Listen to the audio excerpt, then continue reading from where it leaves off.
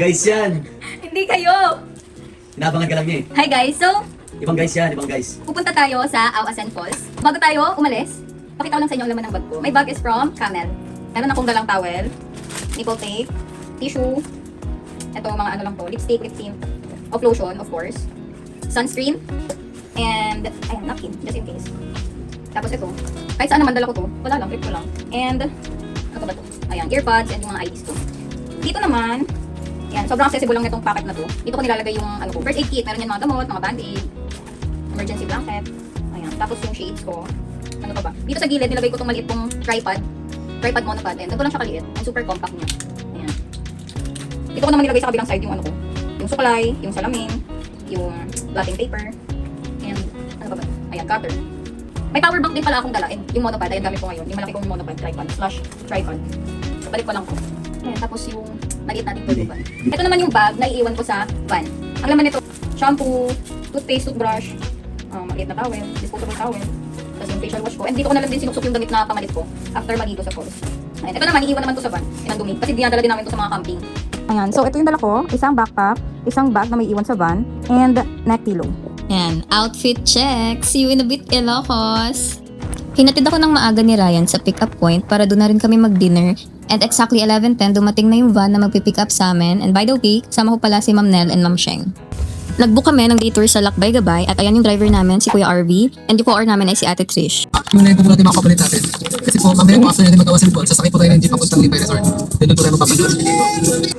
Dito yung first stopover namin sa Calbo Chow Eatery sa Balawan, La Union.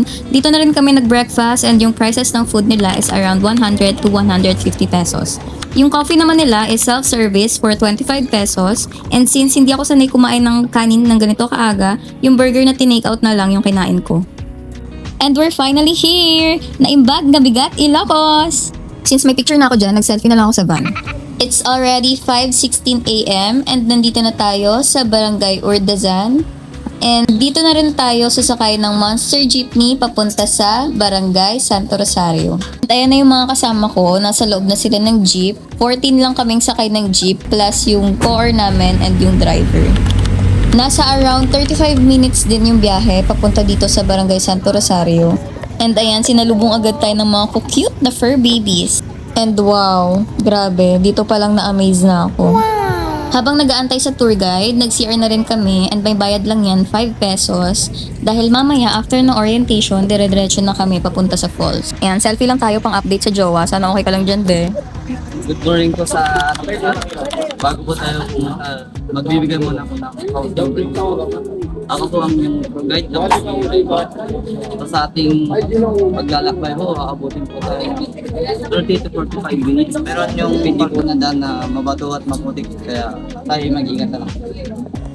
If gusto nyo gumamit ng tungkod, meron silang pinapahiram dito, pero make sure lang na ibalik din ito pagbaba nyo sa falls. At 6:25 AM, nag-start na kami mag-hike papunta sa Awasan Falls. And ito yung unang bridge na madadaanan natin. Careful lang kasi medyo madulas dyan. Pagbaba ng bridge, dadaan tayo dito sa Palayan and thank God, super ganda ng weather natin today. Andito pala yung tour guide natin eh. After 5 minutes, nakarating na tayo sa pangalawang bridge and stop lang tayo saglit para mag-picture.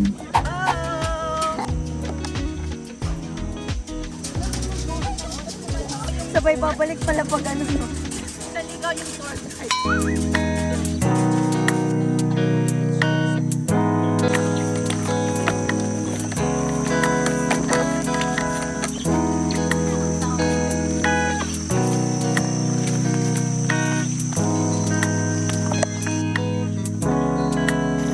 May river crossing dito kaya it is better to wear sandals instead of shoes.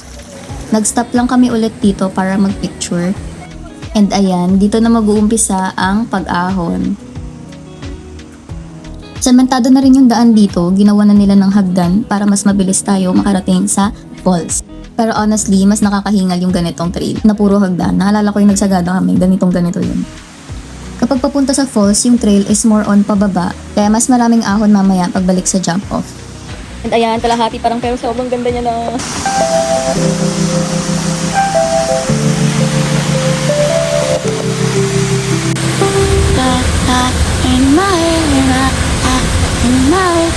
At exactly 7:20, nakarating na kami dito sa Awasan Falls and wow, sobrang ganda niya. Kahit pala weekdays, marami pa rin tao dito and what more, on weekends. Sobrang dami, nakikita ko sa mga video, sobrang haba ng pila nila dito. Umila na rin kami dito habang inaantay yung drone pilot namin kasi may free solo drone shot kami from Lakbay Gabay. Kasama na siya sa 2,000 pesos na binayaran namin kanina. 20 seconds lang yung allotted time para sa drone shot kaya habang nag-aantay, i-ready nyo na yung mga aurahan na gagawin nyo mamaya. And ayan, it's my time to shine! 1, 2, 3, 4.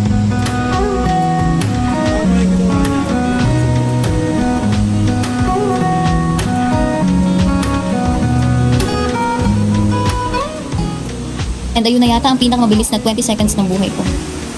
After ng drone shot namin, bumaba na kami sa may paanan ng falls. If nagugutom or nauuhaw kayo, may maliit na tindahan dito na pwede nyong pagbilhan and may binibenta rin silang souvenir items like craft magnets.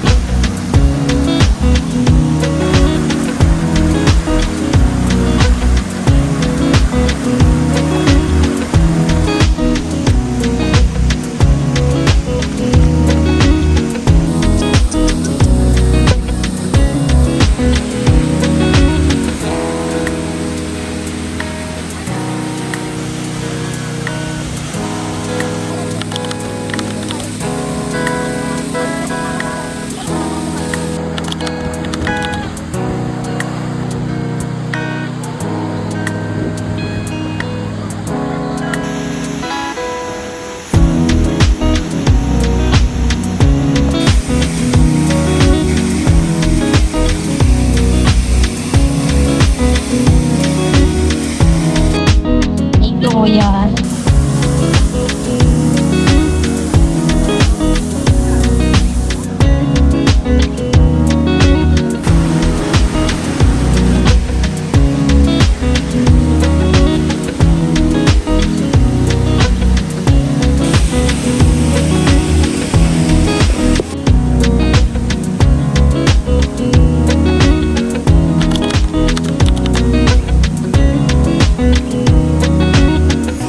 Pagkatapos maligo at magmuni-muni ay umakyat na kami pabalik sa jump off.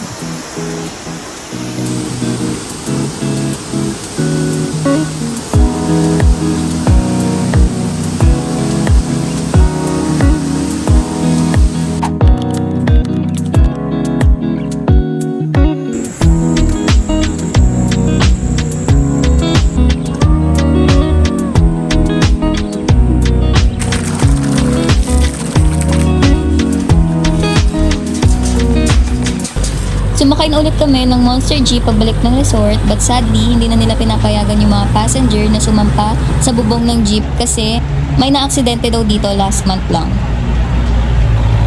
And ayan, nandito na tayo sa Lipay Resort. Dito nag-aantay yung van natin and dito na rin tayo maliligo at magpapalit ng damit. Need mo lang magbayad ng 35 pesos. At ayan, ready na tayo pumunta sa LU.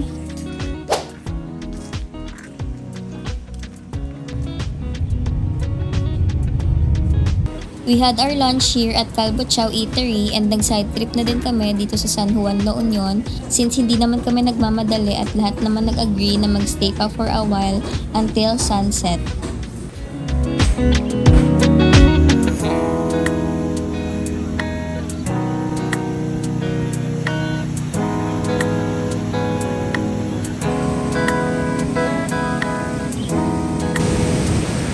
Ang gamit ko pala ditong monopod ay yung may AI tracker kaya sinusundan na rin yung bawat kilos ko kasi nadedetect niya ako and ayan, look amazing. Perfect to sa mga solo traveler like me.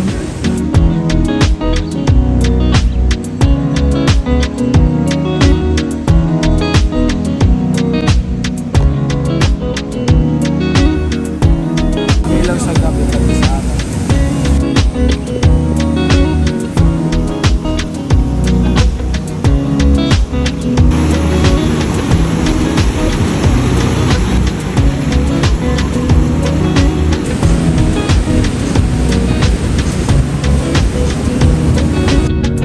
Wraps up our Awasan and La Union trip.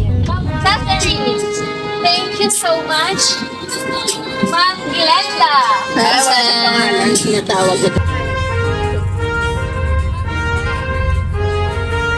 Ay, meron.